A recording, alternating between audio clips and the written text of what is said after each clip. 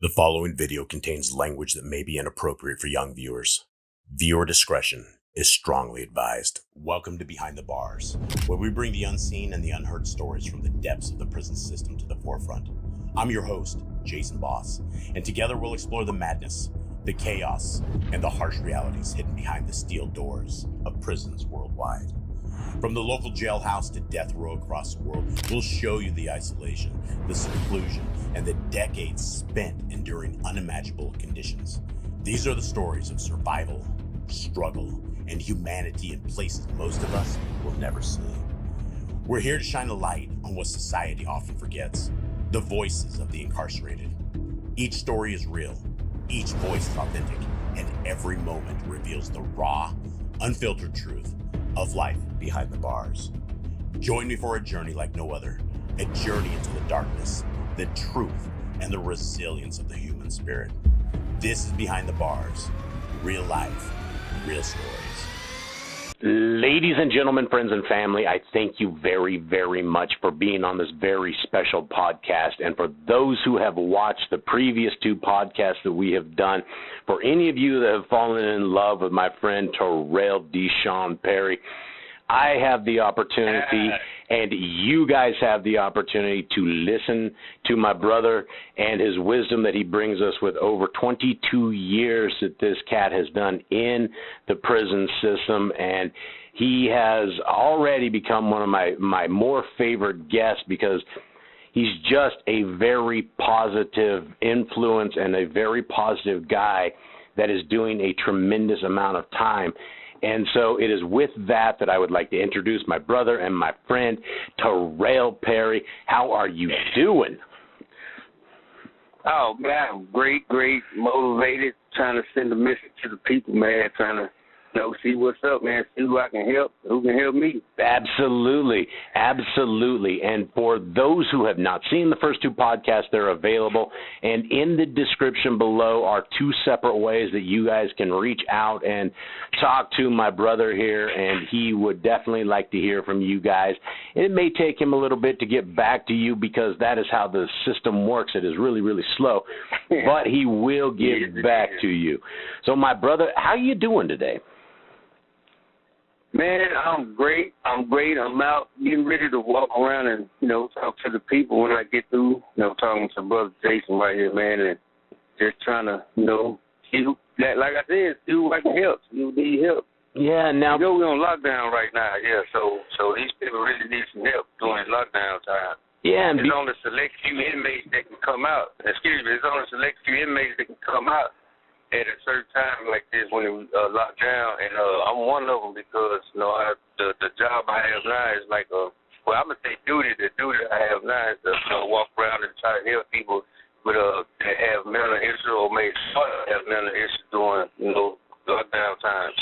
Yeah, and that is, let's take a talk onto this real quick because of all the people I have talked to, you do seem to have more access or better access than a lot of the brothers out there.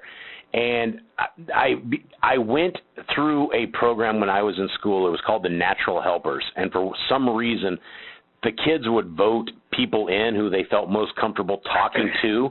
And they actually voted me in, and I was just this big kind of a nerdy kid, and I had no idea. But They threw me in, and they threw me to all these guys with a bunch of different problems, girls and guys, and I was just a kid with my problems of my own. And it made me realize that, reaching out and talking to people and being able to just get them on a certain level is something unique. And you have that job. Somehow in the darkness of the Texas Department of Criminal Justice, you have a very important job. Can you explain this? How did you get this job? How are you doing at the job? What is your job detail, and how does it look like? And how do you feel mentally? I know that was a loaded question, so hit that thing. The job title is called self-harm specialist, and what we do is me and a group of guys, it's like 6 of us over in the high security unit where there's a lot of guys who don't come out their cell, at all for like, an hour to a recreational visit or something like that. But we walk around and make sure they are dealing with the current situations of incarceration mentally well, or not. And if not, then they talk to us, and we'll go get them the help that they need and talk to the people they need. Because some of it is small to officers, but it's not small to us because we are inmates, so we know how inmates think and how it can affect their mental ability, their way of thinking behind the cell. Not being able to come out, not being able to talk to the officers that just pass by their doors for count times, or they just busy and they may feel like they ignoring them. So we come around and we have to stop. We want to stop. We want to hear what they have to say because, of course you got some inmates that play, and try to play with it because they don't understand what's going on. But for the people that really, really need the help that we do, we walk around. We walk around and talk to people and just really try to, because you got a lot of people here that, that may, when things get to be too much mentally, it always leads to thoughts of harming themselves or thoughts of suicide for whatever reason. Like around holidays is the worst time because people start to, miss their family, they miss their kids, they miss their loved ones. And it's hard to be stuck in the cell and not being able to talk to anyone because everybody don't have tablets, especially people like the transgender status, meaning they're in between getting shipped from unit to unit and they're stuck and they can't come out of their cell. So they can't talk to nobody, can't get on the phone, they can't talk to people. So we just walk around and talk to them and try to give them the help they need. So you would probably, from what I just heard you describe, you would be the cross between a therapist and like a manager for a company or something that basically maybe HR, right? The HR department. Yes. And MHMR, yes. And so you would be. How did you end up with this job exactly? Well, I have an older guy whom I call is my friend. His name is Henry Hutchinson. And when I came over here to work, me and him been knowing each other, because we was on the unit together, another unit, like almost 16, 17 years ago. So I ended up getting shipped from unit to unit. I came to this unit to work, and when I came over the first day, I seen him walking around. So I go in the file with the SSI. Basically, I just clean up and pass out trays at the time. That was my job title, like a janitor. And I seen him walking on the pod. So I, since I've been knowing him, so we talked, and he told me what he was doing. So I was like, man, I told my wife when I was on the Ferguson unit before I came over here, I was like, man, I think I'm going over there for a reason because I want to help people. I want to find a way to help people, to do what I can to help the people who feel like they ain't got no help. And I ran into him, and he was doing like a job that his sole purpose of his job was to help people. so he through trials and tribulations, he finally got me on, man, and I had to go through the background check, like a disciplinary history, and being young in the penitentiary system, those cases I caught, almost came back to hunt me. They had been so long ago that they was like, well, we're going to give them a shot, and I'm making the best of that one shot, doing what I can to help the people now. So I got selected, and I went to classes for it, and did the on-job training for it, and I learned a lot. And one thing that they taught me is to take everybody serious. That's what I do. Excellent. Wow, that is simply amazing. Now, the case, when you talk about the cases that you caught or almost caught back in the day of the disciplinary action, this was when you were in you were down already, that you caught some more cases inside? Well, that was when I first came here. When I back in 2007, 2008. I had an argument with an officer, and he wrote me up and said I threatened him. So those type of people will hurt you in the future. And I didn't know at the time. Like I said, I was fresh in the Texas Department of Criminal Justice system. So Yeah, but this was like 2007. So I'm like, man, that's a long time ago, because I just started to self-harm like about almost a year, about 9-10 months ago, something like that, maybe a little less. But so I'm like, it's 2024. Like, this was in 2007. Y'all gonna hold that against me? Like, so I said, if that's the case, we in the penitentiary, right? So ain't nobody really gonna be, selected for the job, because everybody got disciplinary, whether it's a minor disciplinary or a major disciplinary. But I thank the praise to the Father, man. They gave me a shot, and I'm making the best of it. And what year did you end up starting this job? Last year. Last year, so 2024. 2024. So you've only been there like doing this for that. And so did they have? So, but you said when you first got in, you saw this old timer. Was that back in 2007 when you saw this guy that was walking around that was doing this job? No. The guy that helped me get this job, I met him back in 2010, I want to say, or something around that time. That's Henry. No, 2013. Yeah, he really, he's the same guy I'm talking about. He's like over here in the corner, being nosy, listening to me.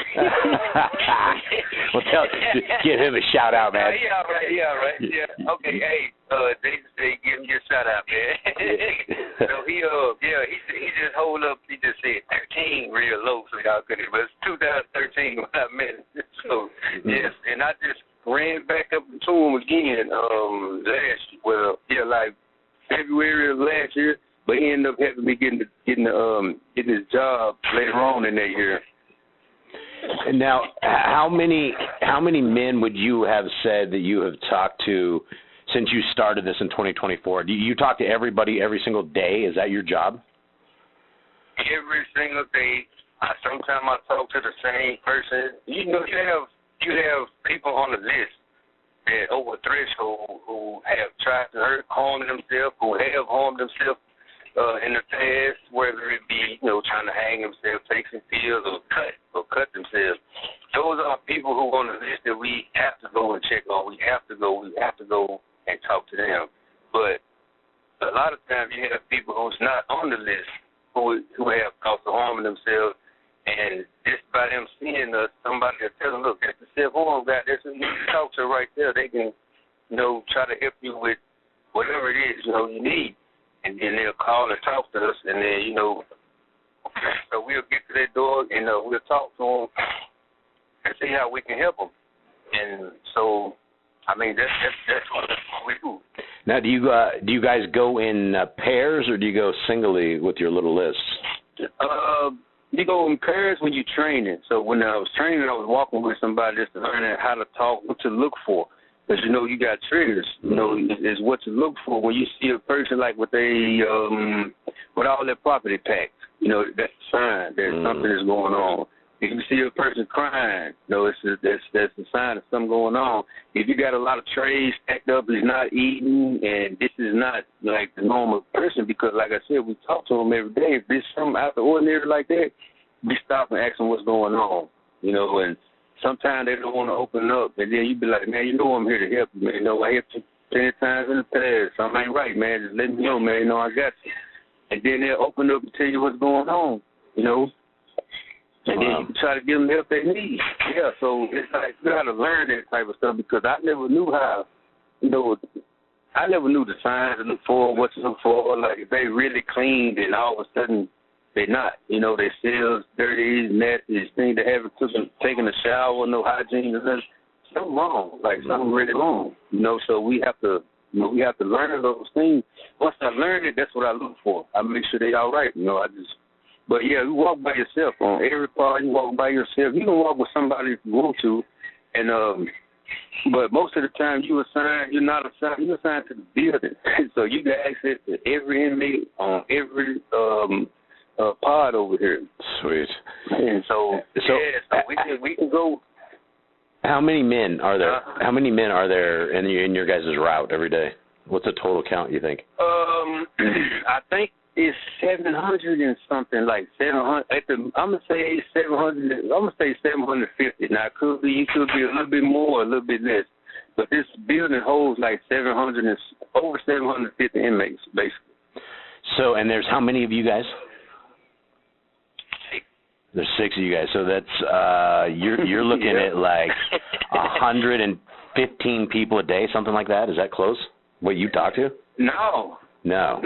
We ain't no telling how many you gonna talk to.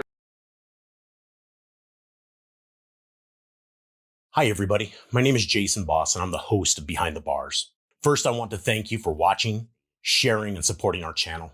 This project means the world to us because it's about giving a voice to the unheard, the men and women behind the bars who share their raw, unfiltered stories of life, mistakes, redemption, and lessons learned. But here's the reality. Because of the nature of our content, Behind the Bars will never be monetized by YouTube, and that's okay. We're not doing this for the money. But to keep telling you these stories, to keep bringing you interviews from across the plains, we need your help. Right now, we're sitting on over 15 incredible interviews that are waiting to be edited and shared. We've got the footage, but we need the resources. More interviews mean more editors, more work, and a bigger team to make this vision a reality. And that's where you come in. By becoming a Patreon today, you're not just helping bring us these stories to life. You're also getting exclusive access to behind-the-scenes conversations and untold stories that won't be available on YouTube. These are the moments that take you deeper into the lives of our interviewees, as well as the challenges and triumphs we face while we are creating this channel. If you've ever been moved by one of these stories, if you believe in the power of second chances and in a shining light on the human experience, please consider supporting us. With your help, we can reach further and roll out even more of the content you love. So from the bottom of my heart, and from all of us here at Behind the Bars, thank you for being a part of this journey. Much love to you, y'all, and we'll see you in the next episode. Or a lot of people committed suicide, and it was like, where's the officers? What's going on? Why ain't no help? Why ain't they getting the help they need? And it was because of those people who lost their lives due to stress, depression, or whatever made them want to harm themselves. It was that brought about. Something got to be done about it. Amazing. Wow. Yeah. So tell me about your, I'm sure you've seen or what you've experienced as failed cases or failed patients or failed brothers that you couldn't get to and something bad has happened. Have you experienced those kind of life-changing moments where you couldn't reach the brothers in time? Yes. Even right now, the person I was right now is the young guy, the white guy that I talked to, and from my understanding, there's drugs in the system. There's drugs everywhere, in probably every penitentiary system in the United States, and this is not any different. And he was struggling to try to stop, his drug habit.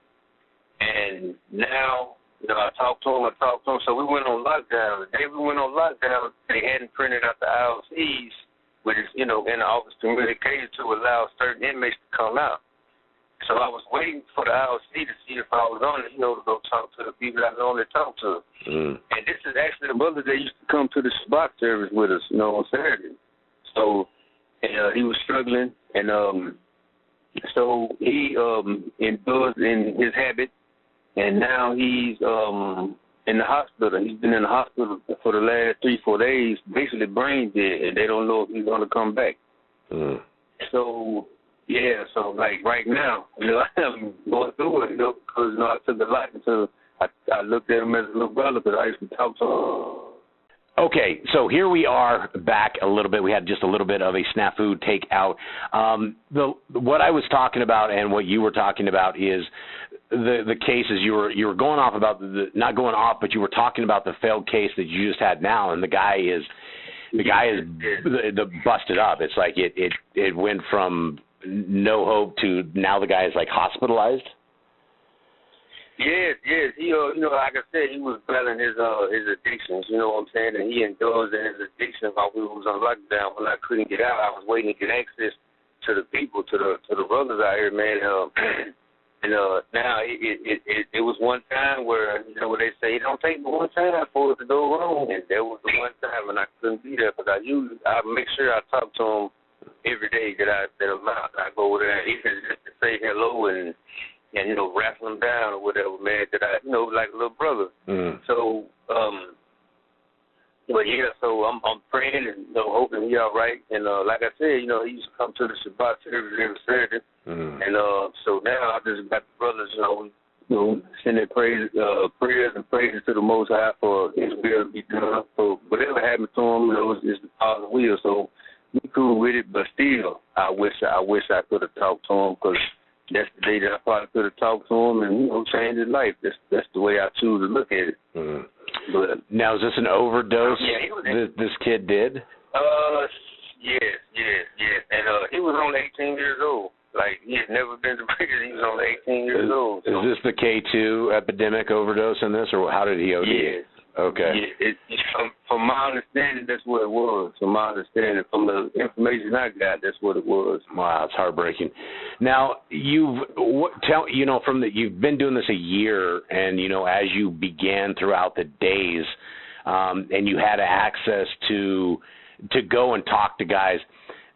Did guys trust you right out of the gate? How did you establish a communication with them? How did they come to befriend you, or you befriend them? What was the process of that? Well, like I said, before I did this, I was like a SSI or a janitor, you could say. So guys on the program wings down there, they knew me from being an SSI, so they knew that I was, hold true to my word. If I say I'm going to do something, I'm going to do it. If I can, I'm going to tell you that I can't. And a lot of them, like, they already knew me. But now that a lot of those guys are gone, the new guys come in, it's like you have to build the trust and respect. So the main thing is to make sure you do what you tell them you're going to do. That's why you can't promise these guys nothing. You can't tell them nothing. You have to tell them that you're going to try to do it. Because back here, when these guys, you say, man, I got you, I promise you I'm gonna do it, and you don't do it. Oh man, it's like a slap in the face, a spit in the face to them. Like you just blatant desire to them. And these guys will try to do something to you. They'll throw something at you and and cut you out and all that type of stuff, man. Because you have some guys back here that are high profile and dangerous. You know what I'm saying? But Just keep your word. As long as you keep your word and do what you say you're going to do for them, they will open up. Some of them won't, and some of them will. Like some guy that might open up to me and tell me I built a relationship with him, he might not want to talk to nobody else. So when he having a problem, he'll say, look, call him. I don't want to talk to the rest of them. Call him. Just like with certain other guys, if I go by, they don't want to talk to me, but they want to talk to one of my coworkers. So I'll go get my coworker for them. Nice. So it's like it's all about the relationship. And so the main thing is just keep your word. Basically, just keep your word, man, and be truthful with them. What's one of the weirdest situations that you've encountered in this job in the year that you've seen stuff that you haven't seen throughout the rest of your time doing time? What's something that's stands out? It's it's gonna sound kind of weird, but I don't want to. I don't. How people choose to do stuff is the same, but talking to because these guys really have problems, and so we really be trying to help them with their problem because don't nobody understand these guys, because a lot of us don't know exactly what they're going through. At least would be the transgender inmates here. And because they have a lot of issues, going in eternity that we probably would never know, what they're going through. But we got to try to, when we talk to them, it's like, I don't know really how to, so I have to go get, professional people to talk to them. Now, I can talk to them about different stuff in life, but when it comes to their mental things, I can get them to calm down enough to where I can go get the proper help for them. You know what I'm saying? Because that would be, because I never in my life deal with, basically a guy with breasts. Like, these guys have breasts, and you have to sit there and talk to them and like, man, I never experienced it, so, but now I am. Like, that's, because I never, those 20 plus years I've been doing time, this is the era that's happening now because it's everywhere now, you know, and so we have to deal with them like we deal with everybody else. They're not no different than nobody. We have to deal with them the same way. You can't be biased, you can't be prejudiced, you can't be racist, you can't be anything to be a self-homosexual. You're not supposed to be. If you are, you hiding it. When it come out, they're going to get rid of you like you're supposed to be. So, you know, like, it's just strange and different dealing with them because I really can't relate, you know, to their lifestyles, you know, but because they have some internal issues that they've been going through since they was, like, kids, you know what I'm saying? So I have to go get professional people, but we still look at them as, you know, everyday people just like us. So, now do they come talk to you with their shirts on or shirts off? No, they have some of them. The ones that's in the G2 population part over here, they will call you and talk to you. And, you know, you go over there, talk to them, see what's going on with them. And a lot of them be behind the doors. They can't come out either on transit or in you know, SEG or G5. You know, loss of privileges basically. We have to go to the door and talk to them because they can't come out. But yeah, they'll call you over there and talk to you. But like some of them, they'll call and talk to you and just ask you to go find some help or what can you do to help them out. And like I said, the same thing with them, with everybody. Just what you can do it for them. What you can't, just tell them you can't do it, but you're gonna try to go find somebody who can. It basically that's it. But that would probably be the most awkward thing that I had to encounter because, you know, when I got locked up, that was not something everybody wanted to do. You know, it was far and few in between for people that was living that kind of lifestyle. But now it's like, you know, it's everywhere. So we just gotta you know, treat them the same as we treat everybody else, basically. Yeah, definitely. Very interesting. Now, have you? Do you think that you're getting better at your job that you're doing? Being in it 2024, I mean, you're in a year now, a little about a year, I guess, a little over a year. Yeah. I am because I'm learning. Right. Well, I'm learning how to communicate with different people with different problems, different mindsets, and different viewpoints, the way they look at things, and like I'm learning how to listen and come up with a solution to help people, like to help, you know, because I always wanted to help people, but I never thought about the mental part of it, you know, and that's a big part of it, and you have to. I just learned people being more of a people person, even though I was already like a people person. I could talk to anybody, you know, but now it's like I want to talk to anybody. You know, it's a difference from you can talk to anybody to wanting to talk to anybody. Right. Now I want to talk to people. And has violence occurred towards you, like the guys that you can't do, or you deal with, you know, serial killers all the way down to, like, you know, baby killers. I mean, there's all sorts of folks in there, right? So what transpires there? Do you get threatened, or I mean, have you ever been put in a situation that and how do you deal with this? Well, if you go to a cell and try to talk to somebody, because we have paperwork that we have to do to check on people to make sure they're good. If you go to their cell and they tell you to get away from their cell and cuss you out, and it's best to just get away from their cell. Just leave their cell, you know, because if you don't and try to talk to them, they'll try to dash you with feces or urine or spoiled milk, or try to cut you with a razor, or they got like a little spear thing they can try to spear you, and so it can be numerous of things, you know, that they'll try to do. Those are the guys behind the door, because that's the only way they got to try to harm you, is through that means. Now the guys in population they're really not violent like that because they're in population. They're like G2, G3.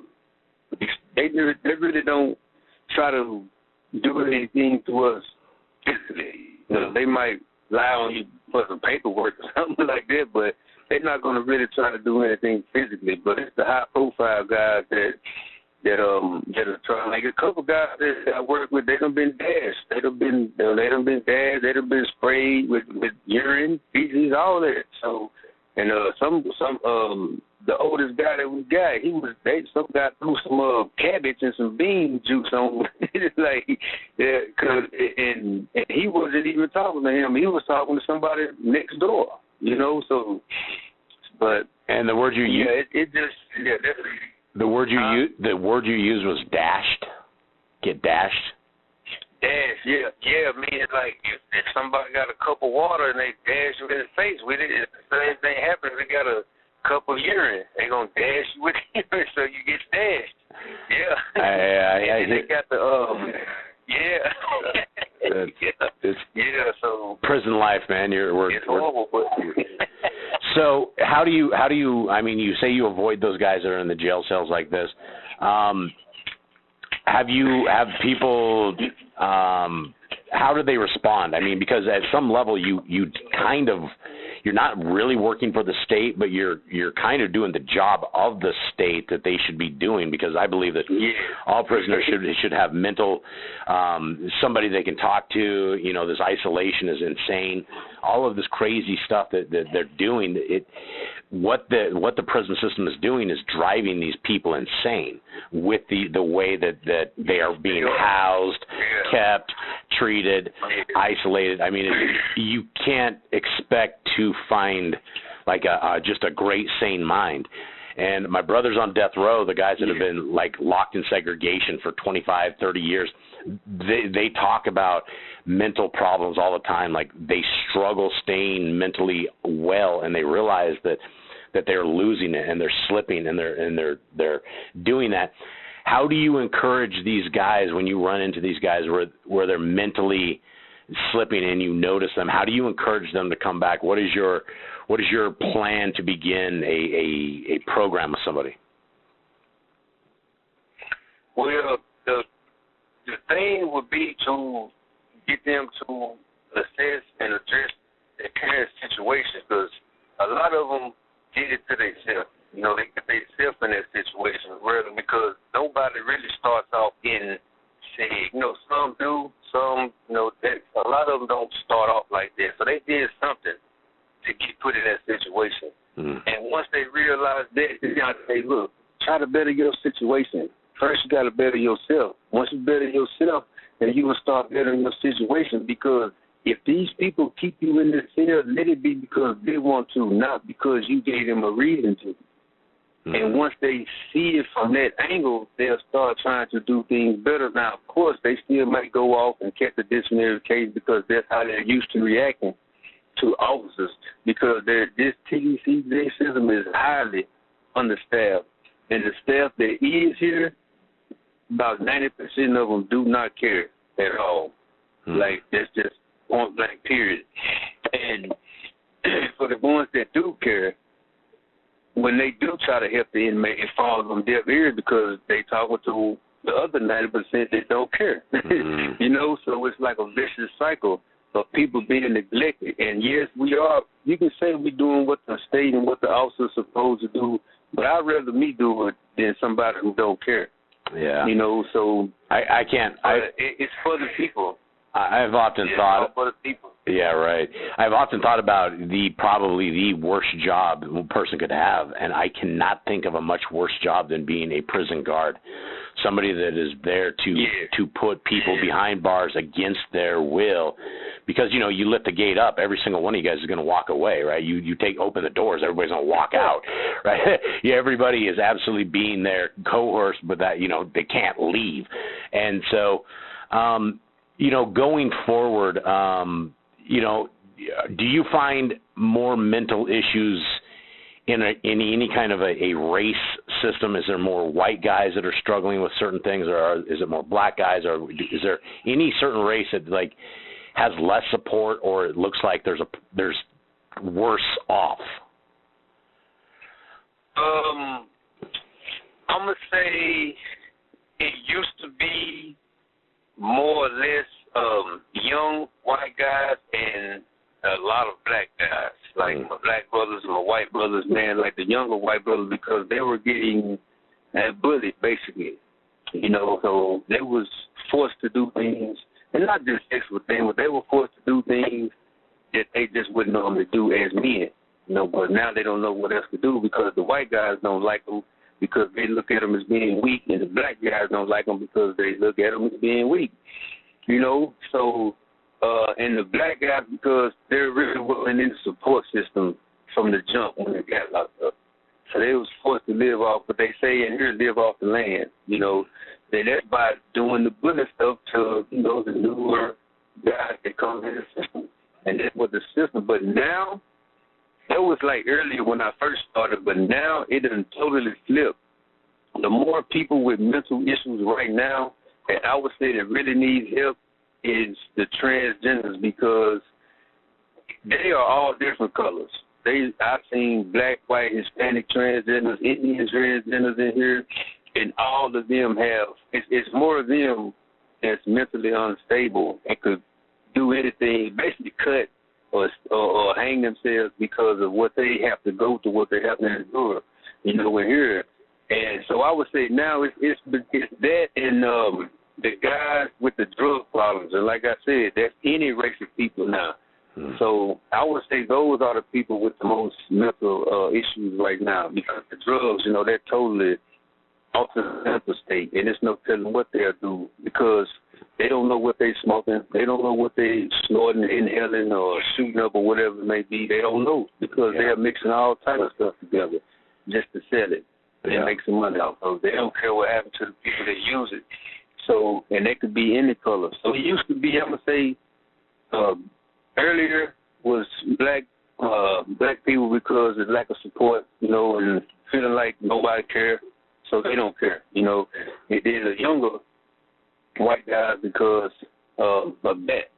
And I don't know about the Hispanic population because they always like gather together in their groups and nobody really talk to them because they don't let nobody in that's not Hispanic, you know.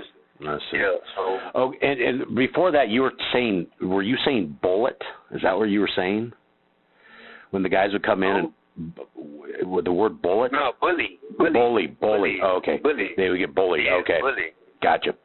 Yeah, Now, that's my Arkansas dialect again come to play. Yeah, it's crazy. Now, when you talk about the trannies and you talk about the amount of them, how many are we talking about? Are we talking out of 700? What would you guess your percentage? Oh man, Ooh, I'm gonna say 25%. What? Out of 700 or something. 25%. Like 750 inmates. Yeah. What? What happened? What are these guys in for? I mean, what did they do to end up in prison? A lot of them, it be crimes like family violence and scams and, you know, stealing and breaking and entering and stuff like that. It's never nothing really violent. Wow. You know, it's just like scams and family violence and stuff like that, or domestic violence with whoever they was with out there was domestic violence, family violence. That's the main. It's mostly. Now some of them have, you know, they have, you know, more heinous crimes than that, but a lot of them, I'm gonna say most of them are like are probably like scam artists, basically, like identity thefts and stealing people's phones and jewelry and, you know, that type of stuff. Wow. Now, some of the trannies, I mean, they've gone like the distance. Are there special medical things for these guys, gals, that have had like the lower procedures? Yeah, well, I don't know about that part. The only thing I do know is they get the medication. They get the medication free. That'll help them. And, yeah, so, and that's probably one of the things why they don't mind coming, because they're going to get the medication for free.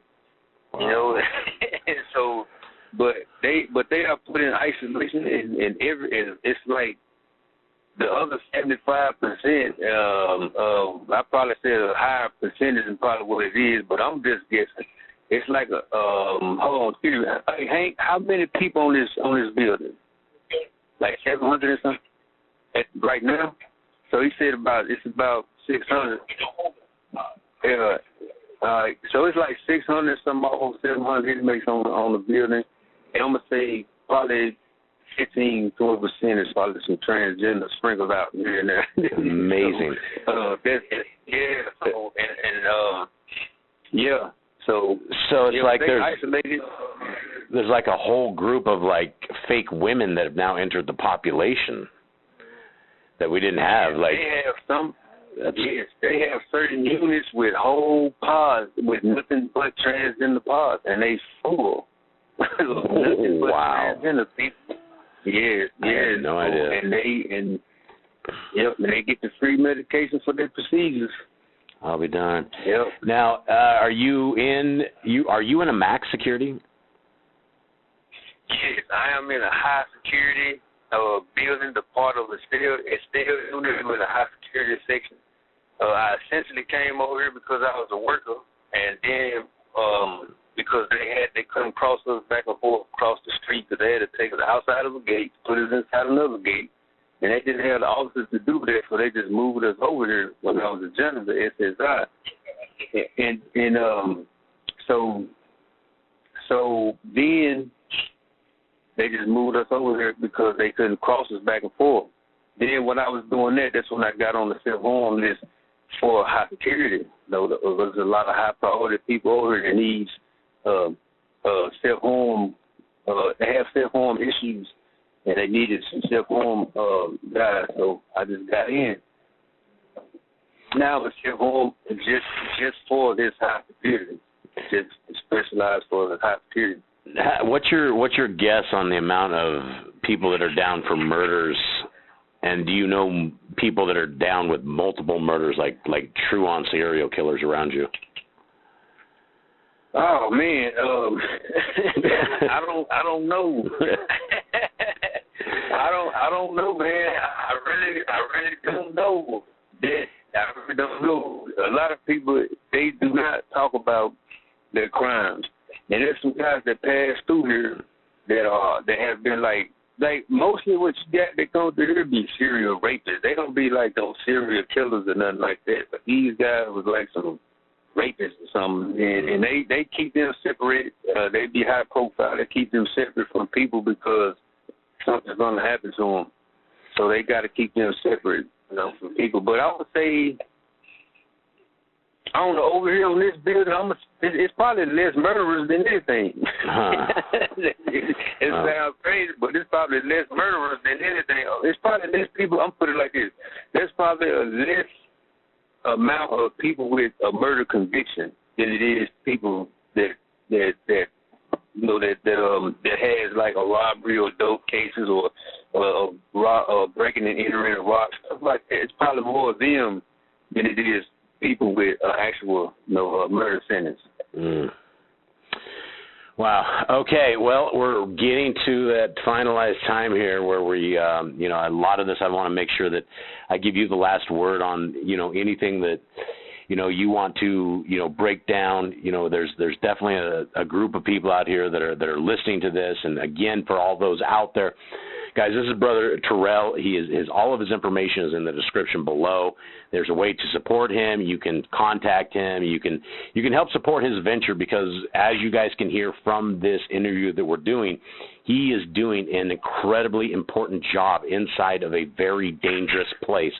And we really need people on the outside that have the same kind of job. We need the same kind of people that look around for the people that are broken, for the people that are getting into trouble. And if the world cared more, if the world truly loved their neighbor as themselves, I don't think the world would be as cold as they are and as it is. And so, my brother, what are your final words that you have for the people out there? Anything. What do you got? The floor is yours. Well, I'm gonna say, man, be true to yourself and do yourself a favor by, if you have any mental issues, please find somebody that you can talk to that can really help you, navigate you through your time, that you really need to figure out yourself to help yourself. Please get some help. Mental issues is a real thing. It is a real thing, and I've come to see that. So if you need some help, please get some help. Because the smallest thing to your neighbor, the smallest thing to your brother or your child, could be the biggest thing in their world. It's because it's small to you don't mean it's not small to them. And so just take people seriously. Hold on, brother. Hold on. We just went to the way of the gobbledygook. Let me know when you got it. Last thing I heard is probably take everybody seriously, and if you can keep on with that. Oh, you have to take everybody seriously and try to get them the help they need, because you are to love your brother and love your neighbor as you love yourself, man. Take care of the people around you, because you never know what the next person is going through. So absolutely. It's just like love. Yeah, just love people, man. Let the love flow, man. Just help people the best way you can. Something small, it might help somebody with something so small. It might be something so large to other people, man. So yeah, just beautifully put. Spread the love, man. Beautifully put. Well, my brother and my friend, I thank you very much for this talk that we had, for this presentation, and I hope that you guys out there will reach out to Terrell, that you guys will seek the correct path in life, and we thank you very much. Brother Terrell, thank you for being on this podcast, and I will talk to you again very soon. Yes, sir, Brother Jason, you sure will, man, and just praise be to the Father. Thank you, man. Absolutely. Much love, Peace. brother. All right, peace.